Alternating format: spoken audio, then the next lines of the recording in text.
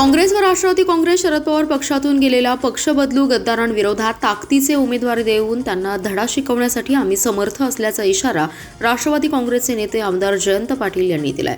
तर गुन्हेगारी, नशामुक्त आणि भयमुक्त शहर करण्यासाठी महाविकास आघाडी प्रयत्न करणार असल्याचे जयंत पाटील यांनी सांगितले. काँग्रेस, राष्ट्रवादी काँग्रेस, शरद पवार, शिवसेना, उभाटा गटाच्या 350हून अधिक इच्छुकांच्या मुलाखती येथील आमराई क्लब येथे पार पडल्या. यावेळी राष्ट्रवादी काँग्रेस, शरद पवार पक्षाचे नेते आमदार जयंत पाटील, काँग्रेसचे नेते विश्वजित कदम, विशाल पाटील यांच्यासह डॉक्टर जितेश कदम, काँग्रेसचे शहर जिल्हाध्यक्ष राजेश नाईक, समिती प्रमुख मंगेश चव्हाण, राष्ट्रवादीचे शहर जिल्हाध्यक्ष संजय बजाज, निरीक्षक शेखर माने आदी जण उपस्थित होते. मुलाखतीनंतर जयंत पाटील यांनी पत्रकारांशी संवाद साधले. ते म्हणाले, गेल्या निवडणुकीत भाजपला नागरिकांची सत्ता दिली, पण त्यांचा भ्रमनिरास झालाय. शहर राम भरोसे आहे. शहरातील गुन्हेगारी, नशेखोरी आणि महिलांची सुरक्षितता याबाबत नागरिक भयभीत आहेत. महापालिका क्षेत्र सुरक्षित ठेवावं यासाठी नागरिक रस्त्यावर उतरून पोस्टर लावत सुरक्षितेसाठी आवाहन करत आहेत. अशा वेळेला परिस्थितीमध्ये सुधारणा करण्याचा प्रयत्न ऐवजी लोकांच्या मागणीचा, पोस्टरचा वापर राजकारणासाठी केला जाईल या भीतीने पोलीस गुन्हा दाखल करण्याचा प्रयत्न करत आहेत. हे हुकुमशाहीचे मार्ग आहेत. गुन्हेगारी, नशेखोरी नसेल तर नागरिकांच्या बैठका घेऊन पोलिसांनी ते जनतेला पटवून द्यावे. अशा पद्धतीने दडपशाही सांगलीची जनता कधीही मान्य करणार नाही, असा इशारा जयंत पाटील यांनी दिलाय. महापालिका निवडणुकीसाठी उमेदवार निश्चितीवरून भाजपमधील अंतर्गत कलह मुंबईत मुख्यमंत्री देवेंद्र फडणवीस यांच्यापुढे कायम राहिलाय. सांगली, मिरज आणि कुपवाड शहरात भाजपकडून सर्वाधिक जागा लढवल्या जाणार आहेत. उर्वरित जागा मित्रपक्षांना देण्याबाबत चर्चा करण्यात आली. भाजपचे उमेदवार निश्चित करण्याबाबत बहुतांश ठिकाणी मुख्यमंत्र्यांपुढे एकमत झालं. मात्र 22 जागांचा तिढा कायम राहिलाय. या 22 जागांबाबत निर्णय मुख्यमंत्री फडणवीस आणि प्रदेशाध्यक्ष रवींद्र चव्हाण घेणार आहेत. उमेदवारी यादी प्रसिद्ध होण्यास विलंब होणार असल्याचं स्पष्ट झालंय. मुख्यमंत्री फडणवीस यांच्या वर्षा या निवासस्थानी भाजपच्या कोर कमिटीची बैठक घेण्यात आली. प्रदेशाध्यक्ष चव्हाण आणि ज्येष्ठ नेते व जिल्ह्याचे पालकमंत्री चंद्रकांत पाटील यांच्याशी चर्चा करण्यात आली. यावेळी आमदार सुरेश खाडे, सुधीर गाडगीळ, मकरंद देशपांडे, शेखर इनामदार आणि शहर जिल्हाध्यक्ष प्रकाश ढंग, नीता केळकर, पृथ्वीराज पाटील आदी जण उपस्थित होते. प्रारंभी भाजपमधील उमेदवारी यादीबाबत पालकमंत्री चंद्रकांत पाटील यांच्याकडे चर्चा झाली. भाजपकडे इच्छुकांची संख्या मोठी आहे. 78 जागांसाठी 529 इच्छुक उमेदवारांनी मुलाखत दिली आहे. महायुतीतील घटक पक्षांच्या जागांबरोबरच भाजपमध्ये सांगली व मिरजेतील काही प्रभागातील उमेदवारींवरून स्थानिक नेत्यांमध्ये एकमत होईना. मेरिटवर उमेदवारी निश्चितीऐवजी आपल्याच कार्यकर्त्याला उमेदवारी हवी यासाठी नेते मंडळींचा आग्रह कायम राहिलाय. सुमारे 20 ते 22 जागांचा अपवाद वगळता अन्य जागांवर उमेदवारी निश्चिती बऱ्यापैकी झाली आहे. 20 ते 22 जागांबाबत मात्र एकमत होऊ शकलं नाही. रात्री उशिरा पुन्हा वर्षा बंगल्यावर बैठक होणार असल्याचं सांगण्यात आलं.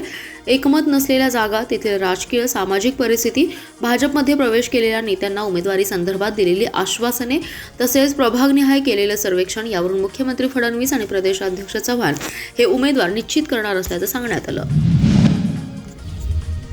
माडगाव स्वतंत्र तालुका व्हावा या मागणीसाठी पेटलेल्या जनआंदोलनाने अखेर शासनाला झुकवले. गेल्या आठवड्याभरापासून माडगाव येथे सुरू असलेलं आंदोलन आता निर्णायक टप्प्यावर पोहोचलं होतं. सुरुवातीला चक्री उपोषणातून शासनाचं लक्ष वेधण्याचा प्रयत्न झाला. मात्र सातत्याने दुर्लक्ष झाल्याने आंदोलनकर्त्यांनी आमरण उपोषणाचा अंगावर शहारा आणणारा निर्णय घेतला. जत तालुक्याच्या पूर्व भागातील तब्बल 44 गावांच्या भवितव्याशी निगडीत असलेली माडगाव तालुका मागणी ही आता केवळ मागणी न राहता सत्तेला आव्हान देणारं जनआंदोलन बनलं होतं.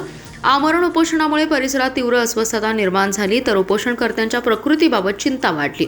या परिस्थितीची दखल घेत जतचे प्रांताधिकारी अजयकुमार नष्टे आणि आमदार गोपीचंद पडळकर यांनी थेट उपोषणस्थळी धाव घेतली. यावेळी बोलताना त्यांनी सांगितले, आचारसंहिता झाल्यानंतर महसूल मंत्री चंद्रशेखर बावनकुळे यांच्याबरोबर माडगाव संखज उमदी शिष्टमंडळाची बैठक घेऊन स्वतंत्र तालुका निर्मितीचा तोडगा काढण्याचं आश्वासन दिलं. प्रांताधिकारी अजयकुमार नष्टे यांनी आंदोलनकर्त्यांशी प्रदीर्घ चर्चा करत माडगाव तालुका निर्मितीचा प्रस्ताव शासन दरबारी ठामपणे मांडून सकारात्मक निर्णयासाठी ठोस आणि स्पष्ट आश्वासन दिलं. प्रशासनाने दिलेल्या आश्वासनांची अंमलबजावणी न झाल्यास पुन्हा रस्त्यावर उतरून अधिक तीव्र आंदोलन छेडलं जाईल असं ठणकावून सांगितलंय. माडगाव तालुका ही अनेक वर्षांची प्रलंबित मागणी असून या आंदोलनामुळे ग्रामीण भागातील जनतेचा दबलेला आवाज शासनापर्यंत पोहोचलाय. आता सरकार आश्वासनांच्या पलीकडे जाऊन प्रत्यक्ष निर्णय घेतं का याकडे संपूर्ण जिल्ह्याचे लक्ष लागलंय. सांगली, मिरजेसह संपूर्ण जिल्ह्यात नाताळ सण उत्साही आणि आनंदी वातावरणात साजरा करण्यात आलाय. नाताळ निमित्त विविध चर्चमध्ये धार्मिक कार्यक्रमांचं आयोजन करण्यात आलं होतं. शहरातील विविध चर्चमध्ये विशेष प्रार्थना सभा, ख्रिस्त धर्म संदेशासह विविध धार्मिक कार्यक्रम पार पडलेत. मिरज ख्रिश्चन चर्चमध्ये राजकीय सामाजिक कार्यकर्त्यांनी ख्रिश्चन बांधवांना नाताळच्या शुभेच्छा दिल्या. नाताळच्या पूर्वसंध्येला उपासना झाली. नाताळनिमित्त Miraj Christian church, rosary church, Alphonsa church, saint Peter Telugu church यांसह शहरातील विविध चर्चमध्ये ख्रिस्ती धर्मगुरूंच्या उपस्थितीत उपासना, विशेष प्रार्थना, ख्रिस्त जन्माचा संदेश यांसह विविध धार्मिक कार्यक्रम पार पडलेत. नाताळनिमित्त मिरजेतील 130 वर्ष जुन्या मिरज ख्रिश्चन चर्चमध्ये ख्रिस्त जन्म उपासना आणि नाताळनिमित्त ख्रिस्त जन्माचा संदेश देण्यात आलाय. इस्राईल नगर, कमांडवेस, वालनेसवाडी, बेथलेहेम नगर परिसरात रोषणाई आणि ख्रिसमस ट्री सजवण्यात आले होते. सांगलीमध्येही एकमेकांना शुभेच्छा देत शहर आणि परिसरात नाताळचा सण मोठ्या उत्साहात साजरा करण्यात आलाय. परिसरातील ख्रिश्चन धर्मीयांच्या विविध ठिकाणच्या प्रार्थनास्थळांमध्ये प्रार्थनेसाठी सकाळी लवकर गर्दी झाल्याचं दिसत होतं. धर्मगुरूंनी उपस्थितांना आशीर्वाद दिले, त्यानंतर एकमेकांना शुभेच्छा दिल्या. राज्यात दोन्ही राष्ट्रवादी एकत्र येणार असल्याची चर्चा आहे, पण अद्याप कोणत्याही ठिकाणी तसे घडले नाही. मी राज्याचा नेता नाही व सांगली महापालिकेची जबाबदारी माझ्यावर आहे. त्यामुळे राष्ट्रवादी काँग्रेस अजितदादा पवार गटाकडून सांगलीत असा कोणताही प्रस्ताव आला नसल्याचं राष्ट्रवादी काँग्रेसचे नेते जयंत पाटील यांनी स्पष्ट केलंय. काँग्रेस, राष्ट्रवादी काँग्रेस, शरद पवार आणि शिवसेना उमेदवारांच्या एकत्रित मुलाखती सांगलीत झाल्या. यानंतर आमदार जयंत पाटील यांनी पत्रकारांशी संवाद साधलाय. ते म्हणाले, भाजपा विरोधात काँग्रेस, राष्ट्रवादी काँग्रेस, शिवसेना पक्षाची महाविकास आघाडी झाली आहे. लोकांचा चांगला प्रतिसाद मिळतोय. 350हून अधिक जण इच्छुक आहेत. राज्यात दोन्ही राष्ट्रवादी काँग्रेसचे पक्ष एकत्र येणार असल्याची चर्चा सुरू आहे, पण असे राज्यात कोणत्याही ठिकाणी घडले नाही. सांगलीत देखील तसा प्रस्ताव नाही. आम्ही महाविकास आघाडीचे लोक एकसंघपणे लढणार आहोत. काँग्रेस, राष्ट्रवादी काँग्रेस, शरद पवार पक्षातून भाजप आणि राष्ट्रवादी अजित पवार यांच्या पक्षात गेलेले काही लोक परत येण्यास तयार असतील तर आपण घेणार का, या विषयावर बोलताना जयंत पाटील यांनी पक्ष बदलू, गद्दारांच्या ठिकाणी सक्षम उमेदवार देऊ, सर्व प्रभागात ताकदीने लढू असा इशारा देत अप्रत्यक्षपणे संबंधितांना परत न घेण्याचा इशारा दिलाय.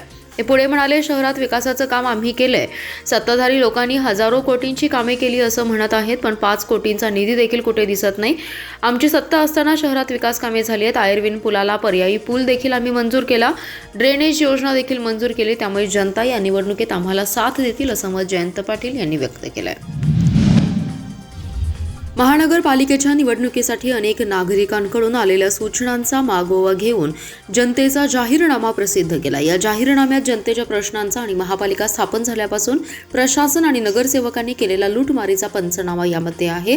तसेच नागरिक संघटनेने विकासाची ब्ल्यूप्रिंट ही सादर केली असल्याची माहिती नागरिक संघटनेचे कार्यवाह व्ही द बर्वे यांनी दिली आहे. ते म्हणाले, या जाहीरनाम्यात सत्ताधीश कसा असावा, तो सत्तेपेक्षा सत्याचा पुरस्कार करणारा असावा. तसेच मुंह में राम और बगल में छुरी नसावा. तसेच तो सायकलची 4 चाकी करणारा नसावा. महापालिका स्थापन झाल्यापासून बनावट टेंडर काढून कोट्यावधी लुटणारे, जनतेच्या तोंडाचं पाणी पळवणारे, घरपट्टी नावावर लुटमार करणारे, जन्ममृत्यूच्या दाखल्यात मलिदा लुटणारे, सार्वजनिक वीज बिलातून महापालिकेचे चेकच पळवणारे, रस्त्यात खड्डे की खड्ड्यात रस्ते, ड्रेनेजच्या आणि शेरी नाल्याच्या कामात पैसे कमवणारे, बेकायदेशीर शामरावनगर उभे करणारे, स्मशानभूमीत सुद्धा पैसे खाणारे, नाट्यपंढरी असलेल्या सांगली शहरात नाट्यगृहाच्या नावावर गान सम्राज्ञी लता दिदी यांना फसवणारे, अशांना जनतेने नाकारावं म्हणून जाहीरनामा प्रसिद्ध केला. या जाहीरनाम्यातील माझे आरोप जर खोटे असतील आणि ते कोणी सिद्ध केले तर मी देतील ते शिक्षा भोगण्यास तयार आहे असं व्ही द बर्वे यांनी सांगितलंय. कळंबा कारागृहातून जामिनावर बाहेर आलेल्या एका गुन्हेगाराच्या स्वागतासाठी त्याच्या साथीदारांनी शहरात अक्षरशः धिंगाणा घातला होता. शहरातील गणपती मंदिर आणि त्यानंतर गवळी गल्ली येथे दुपारच्या सुमारास एकत्र जमून आरडाओरडा, दंगा आणि फटाके फोडून आनंदोत्सव साजरा करणे त्याच्या समर्थकांना महागात पडले. या प्रकरणी सांगली शहर पोलिसांनी कारवाईचा बडगा उगारत 14 जणांवर गुन्हा दाखल केलाय. या प्रकरणी पोलीस कर्मचारी विशाल कोळी यांनी फिर्याद दिली आहे. वैभव नंदू साळसकर, अभिजित नंदू साळसकर, साहिल सय्यद, अमित उर्फ गोट्या कांबळे, गणेश पवार, सूरज माने, अक्षय गायकवाड, आकाश घबाडे याच्यासह 6 जणांवर गुन्हा दाखल झालाय. गवळी गल्लीत राहणार गुन्हेगार वैभव नंदू साळसकर हा एका गुन्ह्यात कळंबा कारागृहात होता. वैभव हा बुधवारी दुपारी जामिनावर बाहेर आलाय. तो दुपारच्या सुमारास सांगलीत आल्यावर त्याच्या समर्थकांनी शहरातील गणपती मंदिर समोर दुपारी 2:45 वाजण्याच्या सुमारास, त्यानंतर गवळी गल्ली येथे 3 वाजता बेकायदा जमाव जमून आनंदोत्सव साजरा केला. यावेळी त्यांनी सार्वजनिक ठिकाणी आरडाओरडा, दंगा करून फटाके फोडले.